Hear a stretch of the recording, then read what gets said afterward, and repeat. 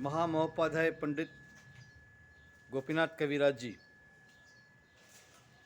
जिनको देश के साधु संत विद्वान सभी लोग एक अधिकृत तंत्र शास्त्र के ज्ञाता, शास्त्रों के विद्वान के रूप में जानते हैं और जिनके संदर्भ दिए जाते हैं,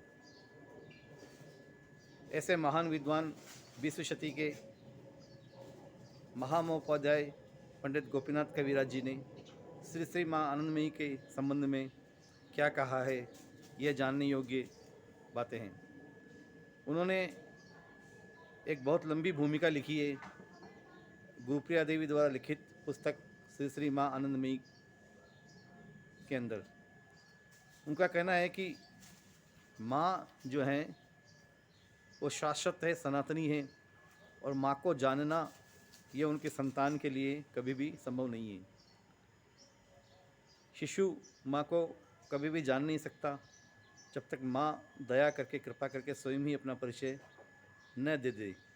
तब तक शिशु के लिए माँ को जानना सदा ही असंभव है। हाँ, शिशु केवल इतना ही कर सकता है कि यह मेरी माँ है, और माँ पर ही पूर्णतया निर्भर हो सकता है। शिशु की शिशुत्व इसी में सार्थक है। तो माँ बस दया करके यदि कुछ आभास दे दे थोड़ा बहुत, तो वही माँ का परिचय हो सकता है। इसके अतिरिक्त माँ को कोई जान नहीं सकता।